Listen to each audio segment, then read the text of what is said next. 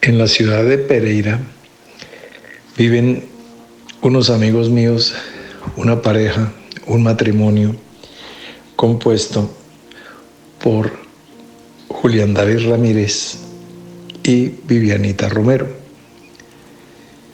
Ellos tienen una niña, ya una señorita, que se llama Isabela. El pasado domingo leí un listado de personas que cumplieron años durante la última semana de mayo y no aparecía en ese listado la jovencita Viviana Ramírez y por ende pues no la leí.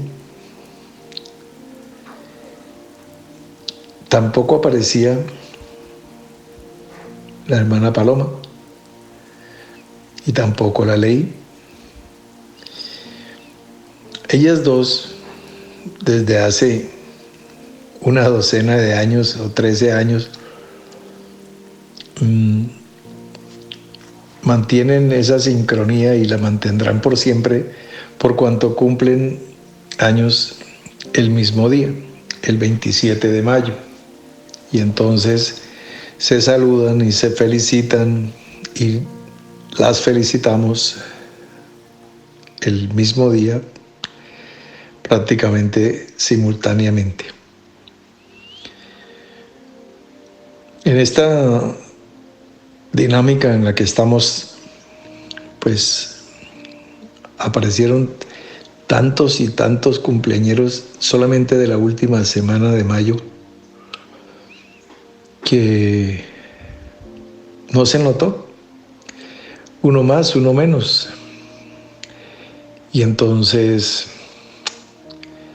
bueno, ellas son como una especie de almas gemelas por esta característica que no, obviamente, no es casual. Aprovecho la oportunidad retardada para saludarlas a las dos. A la niña porque también es amiga mía y a la esposa. Y bueno, contarles que hay un relato muy similar a la división del hombre que originalmente en su condición andrógina era varón y hembra, y Dios los separa de manera que una parte sea varón y otra parte sea hembra, y la humanidad se va multiplicando y va creciendo durante todo el relato de los primeros capítulos de Génesis hasta que aparece la unidad de la tierra. Toda la tierra es una, todos los hombres están unidos con un mismo lenguaje y un mismo propósito, construyendo una ciudad, un nombre y una torre cuya cúspide llegue al cielo. Entonces Dios dice, bueno, el hombre está muy unido ahí, en este propósito, vamos a dispersarlo por el mundo. Y viene la confusión de lenguas. En la mitología griega hay algo muy similar. Los dioses del Olimpo vieron que los hombres, los humanos, estaban muy felices y se multiplicaban mucho. Y lo mismo, temieron por su estabilidad como dioses y dijeron, el hombre está muy feliz, tenemos que hacer algo porque está en unidad. Entonces hubo una especie de concilio en el monte Olimpo y acordaron dividir al hombre. Y hasta esa época que el hombre era absolutamente feliz, era porque tenía la unidad en sí mismo. Era un alma. Los dividieron y los esparcieron por todas las naciones, por todo el mundo, por todos los rincones. Y desde entonces el hombre quedó solo, sintió el vacío de su soledad y también desde entonces busca su alma gemela. Por buscar el alma gemela es que se cometen tantos errores al involucrarse con la persona equivocada, al reproducirse con la persona equivocada, etcétera, etcétera. Bien, cuando les decía de Isabela y Paloma como almas gemelas, es en sentido metafórico. Bueno, ya les conté un poquito de la historia y un poquito del relato bíblico. Ahora sí, estamos en nuestra última asamblea de preguntas y bueno, esta noche, conforme lo prometido, vamos a considerar 2 preguntas que nos llegaron.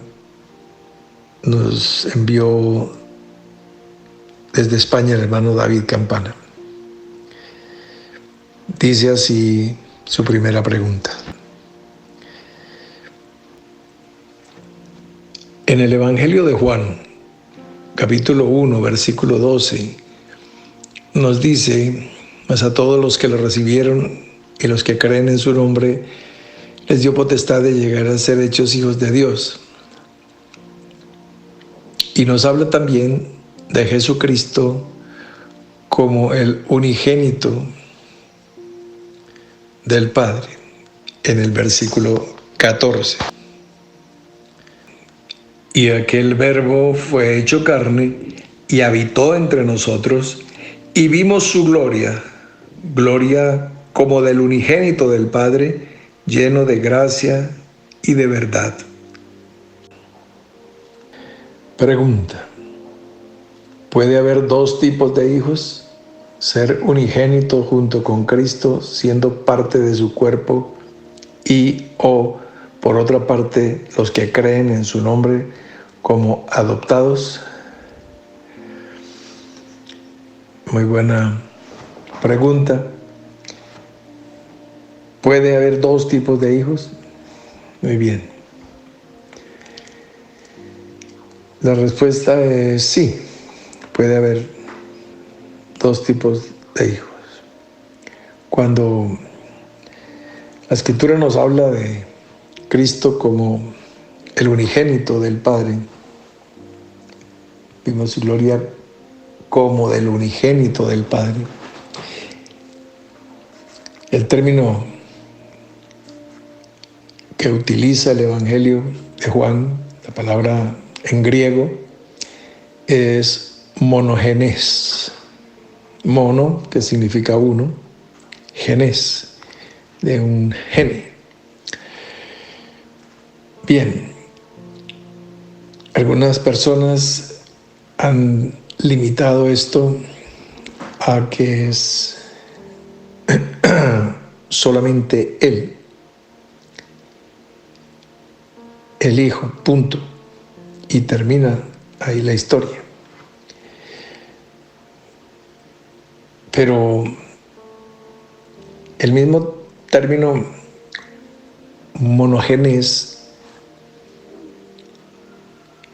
lo leemos en Juan capítulo 3, versículo 16. Vamos a leerlo acá. Dice: porque de tal manera amó Dios al mundo, que ha dado a su Hijo unigénito, monogenes, para que todo aquel que en Él cree no se pierda, mas tenga vida eterna. El mismo término lo encontramos en el libro de los Hebreos, capítulo 11, versículo 17, vamos a leerlo aquí en esta escritura que tengo frente a mí.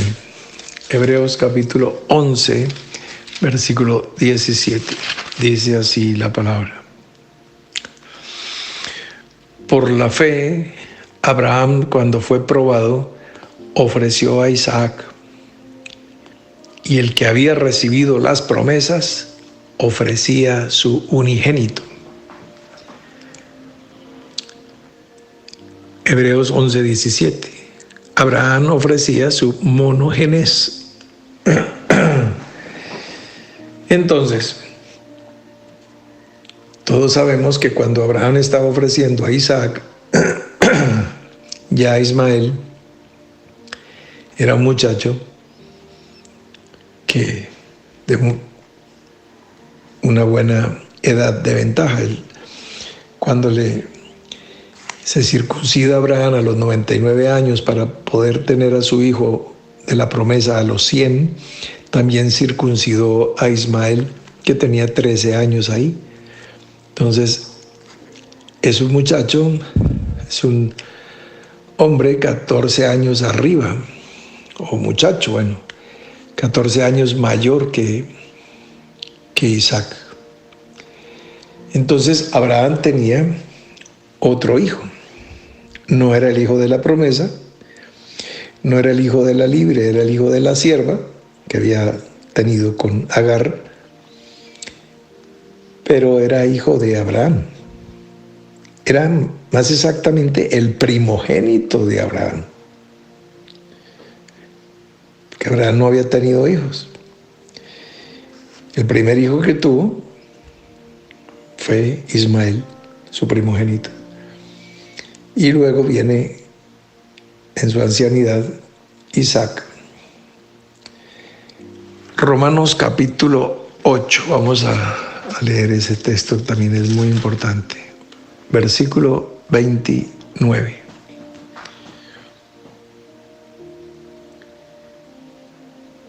Porque a los que antes conoció, también los predestinó para que fuesen hechos conforme a la imagen de su Hijo, para que Él, su Hijo, sea el primogénito entre muchos hermanos. Ahora bien, existen hijos por adopción, por la fe. O sea, ahí pregunta, como adoptados, sí.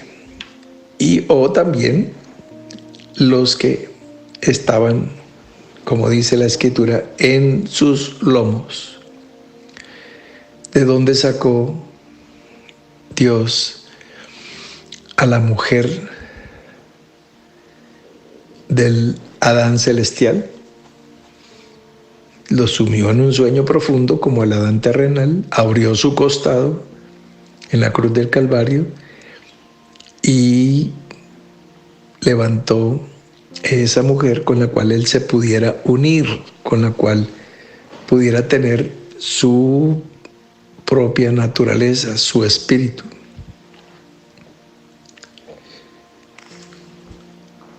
Cuando Abraham diezma a Melquisedec, la Escritura dice que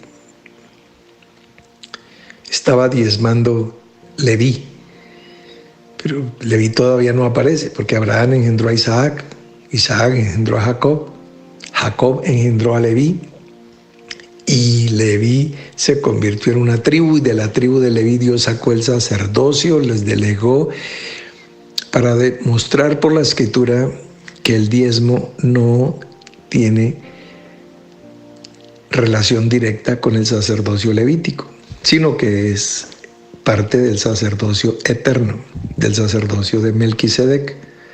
Abraham diezmó a Melquisedec, y dice la Escritura que cuando diezma Abraham está diezmando Leví. Luego, el sacerdocio de Melquisedec es un sacerdocio superior, mayor, porque indiscutiblemente el mayor es quien bendice al menor. Entonces, de esa manera sabemos que había descendencia en los lomos de Abraham, y también sabemos que la mujer fue sacada del costado de Adán primero y de Adán celestial, y también vienen hijos e hijos, viene una descendencia. Entonces, ¿dónde estaban los que descienden de él? En sus lomos. Entonces él viene siendo el primogénito, protótocos, el primogénito entre muchos hermanos. No es el monogenés. Monogenés es la palabra que tradujeron, que se presta para un entendido difícil. Literalmente quiere decir que es único en su clase. Claro, Cristo Jesús es un monogenés, es un unigénito en el sentido único. Primero, primicia y ungido, Cristo, primogénito, único en su clase. Y Abraham ofreció también su monogenés, su único que el único hijo de la promesa, el único que tenía con Sara, no el único que tenía en el planeta Tierra, no. Entonces por eso es un poco, hay una sombra y se presta para controversia el punto. Lo importante es que Cristo Jesús es el quien tiene toda la preeminencia.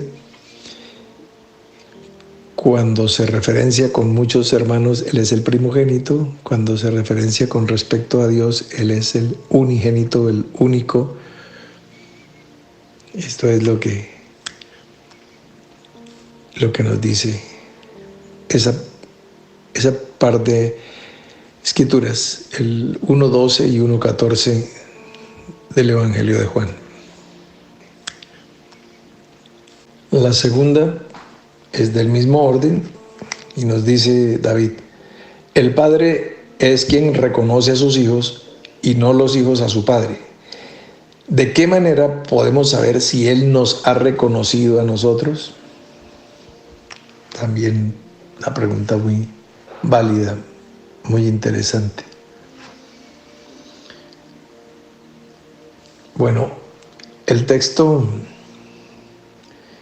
mi hijo eres tú, yo te he engendrado hoy, que encontramos citado en el libro de Hechos de los Apóstoles, capítulo 13, versículo 33, y por el autor de la epístola a los Hebreos, en el capítulo 1 y en el capítulo 5, en los versículos 5, en ambos capítulos, están citando un salmo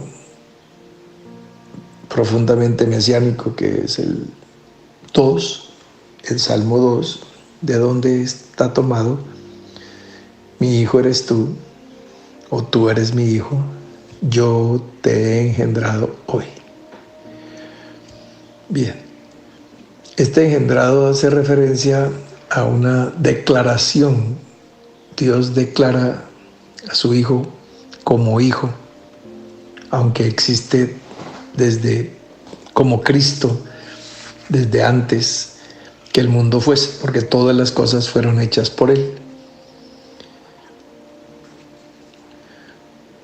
En el capítulo 1 de la epístola a los Romanos, versículo 4, dice que fue declarado hijo de Dios con poder por el Espíritu de Santidad, por haber resucitado, por haber vencido la muerte, por la resurrección de entre los muertos. Entonces, esto es muy importante. El padre es quien reconoce a sus hijos, dice David. y no los hijos a su padre.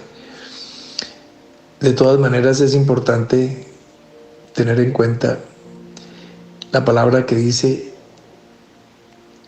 que al Padre no lo conoce nadie sino el Hijo y a quien el Hijo lo quiera revelar.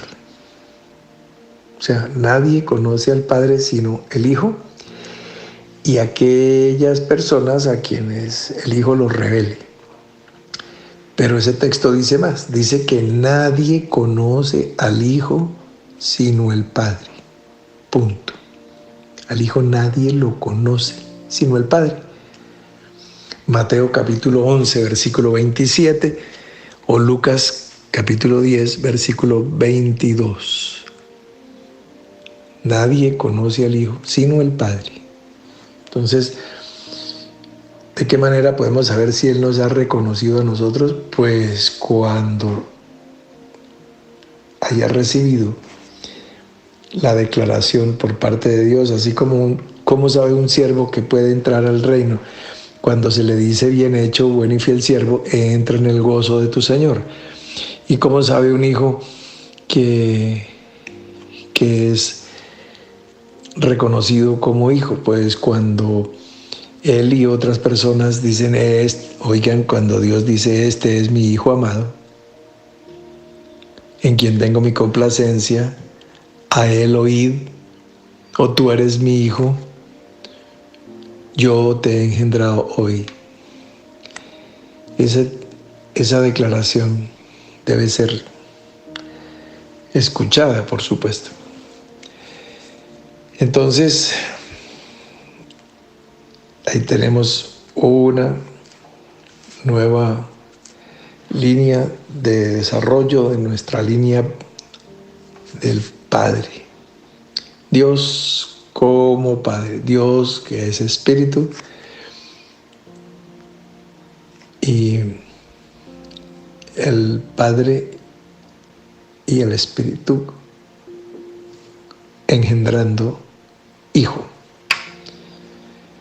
En el principio era el verbo era con Dios, el verbo era Dios, ahí está en unidad, y hemos visto su gloria como del unigénito del Padre. Muchas gracias, Davidcito. Espero que haya una aproximación a tu satisfacción en la respuesta. Los que quieran profundizar un poquito más, les recomiendo mirar los textos un poco detenidamente en su propia escritura, en su propia Biblia, releer, repasar, considerar y llevar sus preguntas a su grupo, a su línea de compañeros con los cuales está la palabra fluyendo. Por lo demás, un feliz resto de noche para todos. Seguiremos avanzando mañana en el devocional. Otro ladrillo importante. Feliz noche.